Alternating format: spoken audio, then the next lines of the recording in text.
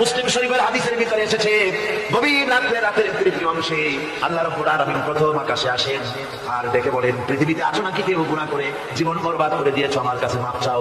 ঋণগ্রস্ত আছো, অসুস্থ আছো, অপমানিত আছো, কে আছো মাসরুম, আমাকে ডাকো, আমার কাছে বলো, আমি ডাকে সারা দেব, জীবনের আশা পূরণ করে দেবো। ওই সময় যেই সমস্ত লোকেরা কাঁদে তাহাজ্জুদের নামাজ পড়ে, আল্লাহ জিজ্ঞেস করেন ফেরেশতারা, অমুক অমুক দেশে অমুক অমুক বান্দারা কাঁদে কেন? ফেরেশতারা বলে, রব্বুল আলামিন তুমি তো ভালো করে জানো। আল্লাহ বলেন, জানি, তবু তোমাদের মুখে শুনতে চাই।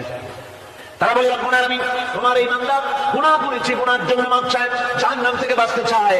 আল্লাহ পাক বলেন, ফেরেশতারা আমার এই বান্দারা আমারে দেখেছে নাকি? বলে দেখে নাই। বলে আমার দুজক দেখেছে নাকি? বলে না, তাও দেখে নাই। আমার বেহেশত দেখেছে নাকি? বলে না, তাও দেখে নাই।